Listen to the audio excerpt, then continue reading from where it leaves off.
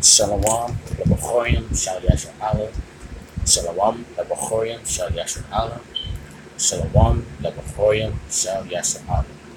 First and foremost, I want to give all praises, honor, and adulation unto Yahweh, Ba'ashem, Yahushai, Ba'ashem, Rachal, Kadash. Alright, I want to give double honors unto the elders and apostles of Great Millstone, doing the real well. Alright, and who have always taught the flock the correct way, alright, have always had the correct standard. And a hearty salutations and a hearty shalawam to all you ahchya out there that's pushing this truth in sincerity and in charity. And I really wanted to make, I really wanted to kind of throw my 2 cents in there, being that I myself come from a musical background, you know what I'm saying? Like, me personally, I'm just going to give you my quick testimony. Like, I used to be part of a group called VIEU, VIEU, Voices in Every Way United, man. And before I came into the truth, you know what I'm saying, before I even got into the truth, before I even came into knowing who I am as a person, as, you know what I mean, as a nation, as a, basically, yeah, as a race, before I got to know who I was as far as my nationality goes, man, the Most High, even before I came into the truth fully, the Most High pretty much dissolved that group, man. Like, that group was dissolved. You see what I'm saying? Like, Voices in Every Way United was scattered, it was scattered just as quickly as it formed. And now I understand the whole definition of it. I understand the reason for it now, okay? Because at the very end of the day, like it's been said plenty and plenty of times, and that brother out of London, man, the water to you, and Shalawam as well, you right, man. Absolutely right. This thing of ours does not require singing, dancing, you know what I'm saying? It doesn't require spitting bars at you, know what I'm saying? Spitting crazy lyrics on them fucking shit. That's not what this truth is about. We don't need gimmicks like such as this, you know what I'm saying, to push this truth, because at the end of the day, we're not trying to get the attention of the masses of the people. I remember making a video a while back when Philadelphia won the Super Bowl. The Philadelphia Eagles won the Super Bowl, and they had this big, stupid, old, so crazy parade. Like, yeah, guys talking about, yeah, let's go out there so we could, you know what I mean, mark as many people as we possibly can. Nah. Okay? Nah. Singing and dancing and all this rap business, that's all the same means to the same end. You know what I'm saying? Gimmick, just a gimmick to try to get people into the truth. You know what I mean? In and of itself, it's a gimmick just to achieve fame. And as the elder apostle Gabar then already pointed out, the word fame, when you really look it up, it means hungry. Okay? Fame in the Italian, if I'm not mistaken. Please correct me on that if need be. But yeah, I mean, this thing of ours is not a thing of fame. It's not a thing of trying to be the greatest, the hottest thing since sliced bread and all this extra nonsense. No, we're not trying to be, you know what I mean, the hot topic in this world. We're not of this world. It's been said time and time again. Just like hell, Yahweh Shai even himself displayed that same level, you know what I'm saying, of disdain for this world as far as wanting to be uplifted in this world. When he was to be crowned king, what happened? He fled from these people, man, because he knew that it wasn't time for him to be crowned king yet, man. He knew, and furthermore, he knew that this was not his place of power during that time, all right? But with that being said, speaking of the world, I just wanted to throw my 2 cents in there real quick, throw a quick testimony in there, and then kind of throw some scriptures to it, you know what I mean? I mean, this is just me personally, and I'm not even in GMS for real. I wish I were part of GMS, but I'm not even in GMS, man. And I still adhere to them standards, and I exhort any brother that's following GMS, that's even in GMS, you know what I'm saying? You gotta really, really stick to these standards. These standards are biblical standards. These are scriptural standards, all right? Everything GMS does, guess what? It's according to this word, man. A lot of the stuff that they don't condone it because because at the end of the day, the word don't support it, man. So if the word don't support it, why are we doing it? Okay? It's one thing when we're outside the temple, so this Salakia. It's one thing if we're not pushing the truth, if we're not teaching, and we're just going about our daily lives in this wicked, in this flesh, in this change of darkness. But when you come to this truth, when you come to teach this truth, you got to teach this truth, you know what I'm saying, under the standard, you know what I'm saying, of great millstone. You have to. You absolutely must, because it's a scriptural standard. Now, I got the scripture up in the book of Matthew, the 13th chapter. This is basically the parable of the sower, and I should just go straight to the point on that one. But I'm gonna just read the whole thing. Verse 13, starting at Matthew chapter 13, starting at verse 1. Same day went Yahushua out of the house, and sat by the seaside. Verse 2, and great multitudes were gathered together unto many people, okay? So that he went into a ship and sat, and the whole multitude stood on the shore. All right. And he spoke many things unto them in parables, all right, saying, behold, the sower went forth to sow. Now, mind you, this is the parable of the sower. And when he sowed, some seeds fell by the wayside, and the fowls came and devoured them up. Some fell upon stony places where they had not much earth, forthwith they sprung up, forthwith meaning because of the fact, due to the fact, you know what I mean, forthwith they sprung up, because they had no deepness of earth, you know, there's no soil there, you know what I mean, they couldn't penetrate the rock to suck up the nutrients, the water, you know what I mean, for them to grow. Verse 6, when the sun was up, they were scorched, because they had no roots, they withered away. Okay. Verse 7, some fell among thorns. Now verse 7 is the key, is really the point of this entire video, verse 7, and its breakdown. But continuing on, and some fell among thorns, and the thorns sprung up and choked them. Verse 8, but other fell into good ground and brought forth fruit, some 100-fold, some 60-fold, some 30-fold. All right. Verse 9, who hath ears to hear, let him hear. And the disciples came and sat unto him. And the disciples came and spake unto him, why speakest thou unto them in parables? Verse 11, he answered and said unto them, because it is given unto you to know the mysteries of the kingdom of heaven, but to them it is not given, showing you that this word wasn't given to everybody, okay? Even among our people, it wasn't given to everybody. All right, even in the cosmos, the world of Israel, not every Israelite was given the truth. All right, you have a portion of Israel that was given the truth, the 1/3, the elect. That's why they're called the elect, because they were chosen to understand this truth. And then you have the portion that was not given the truth, the 2/3, the majority. Okay, those are the people that get down with them, singing them, dancing them. You know what I'm saying? That kind of madness. Verse 13. Oh, Salak, I'm sorry. Verse. Pretty much lost my place down there. Bear with me. Lord willing, the Spirit gonna put me right back on track. Yeah, here we go. Verse 12 is where verse 11 was where I left off at. The next verse is 12. For whosoever hath, to him shall be given, and he shall have more abundance. But whosoever hath not, from him shall be taken away, even that he hath. Okay, that's plain. Verse 13. Therefore speak I to them in parables, because they see and see not, and hearing they hear not, neither do they understand, because it wasn't given to them to understand. Remember, the scriptures say gross darkness have covered the earth, and gross darkness the people as well. Okay. Why? Because the Lord put that spirit of deep sleep upon them, man. He didn't want them to understand. Verse 14.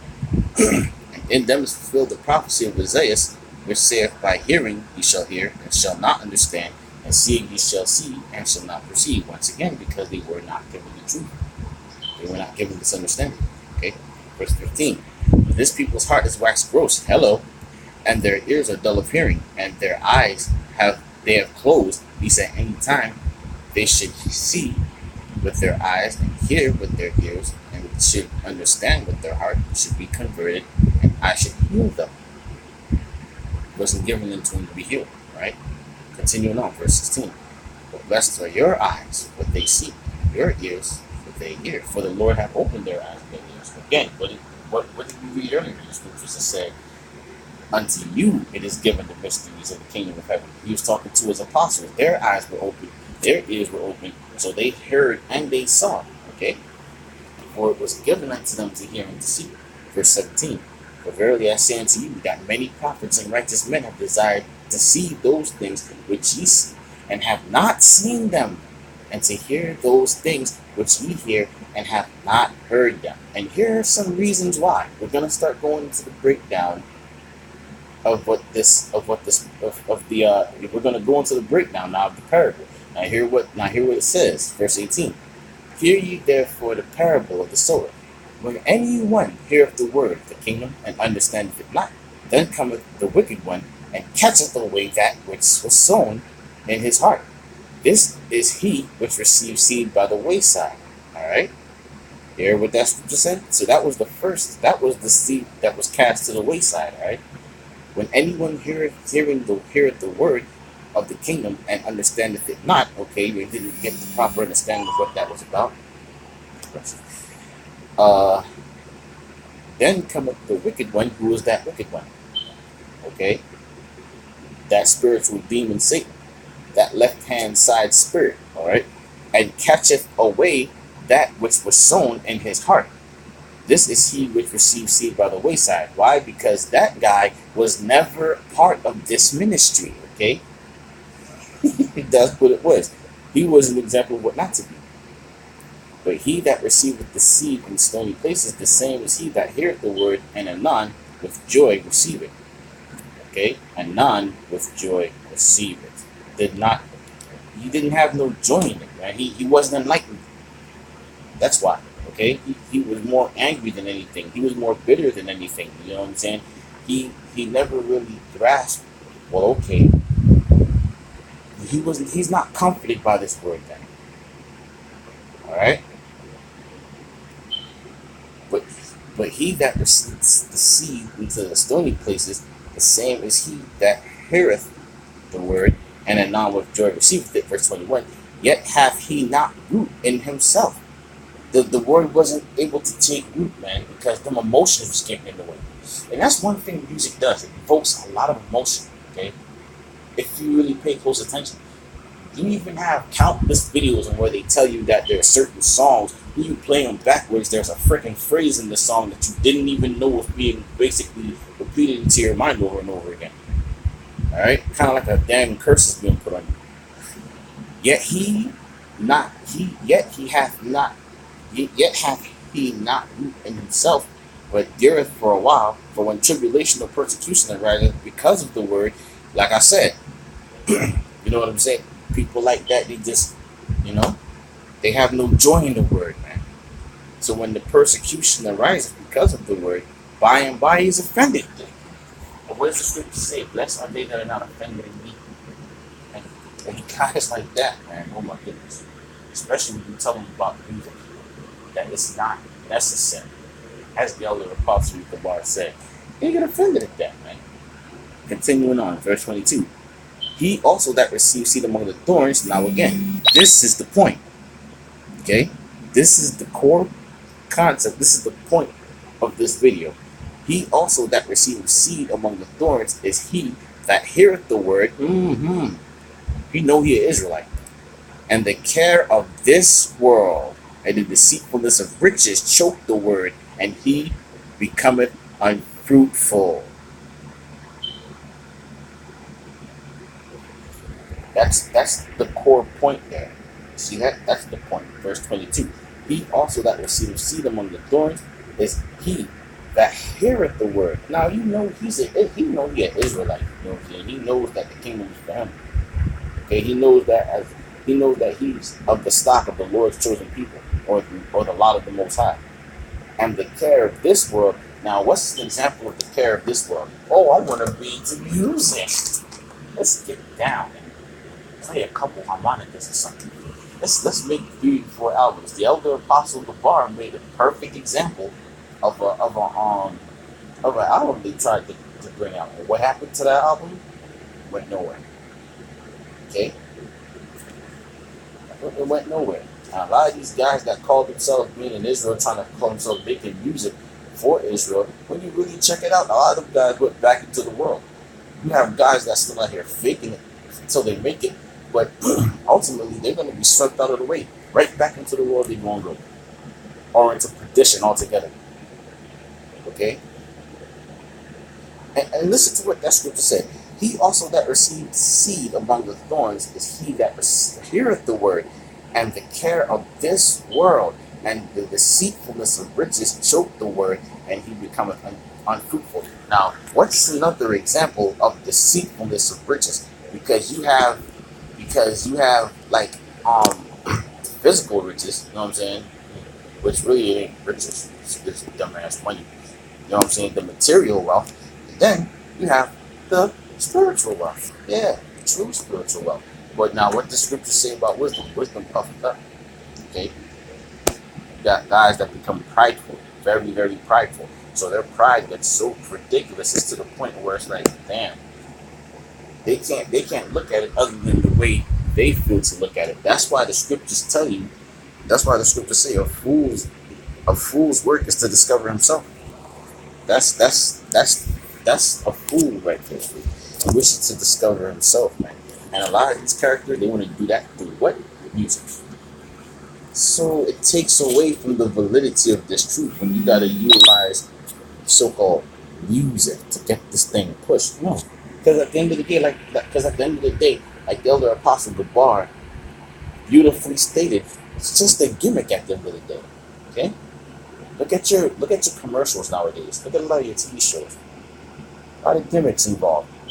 Okay, and then furthermore, what does that lump you into? Like, what category does that lump you into when you gotta utilize music to get the people's attention? Right? When you gotta utilize stuff like that to get the people's, you know what I'm saying, thought process when it comes to this word. I noticed this, man, that email is depressing. That must be the spirit right there doing that. Because there's no progress in wanting to utilize music to push the word, man. All right, that lumps you into a category of people that you don't want to be lumped in with. It lumps you in with a category of people that deals with bread and circuses, man. Okay, that's a bread and circuses thing. Music to distract you from what's important. That's all that is, a distraction. When you get down to the very bare machination of how this whole thing works. Rapping, singing, dancing, all that stuff is a distraction right now. And furthermore, what does the scripture say? How can we sing the Lord's song in a strange land? How can we sing the Lord's song in a strange land? So in truth, we shouldn't be singing right now. This is not the time for singing. The heart of the fool is in the house of mirth. We're not supposed to be out here calling ourselves wanting to make mixtapes and all this nonsense in our captivity. No. I mean, yeah, you want to listen to your music when you're working or something like that, cool. But beyond that, you know, when you in this, when it comes to pushing this word, keep it plain, keep it simple. All right. And again, like it was said many times before, we're not trying to draw a thick crowd of people, a gigantic crowd of people. We're not trying to. This is not a numbers game. This is about this word being pushed. Okay. That's it. This is about the election. We're out here for the elect, those that the Most High have chosen. That's who we're out here to push. Lord willing, we be of that number. You know what I mean? And so with that, I'm just going to end it there. That's all I really wanted to say on the matter. You know what I mean? The brothers is right. You can't get around logic like that. And again, these standards of Great Millstone, man, they're scriptural, so we have to follow them.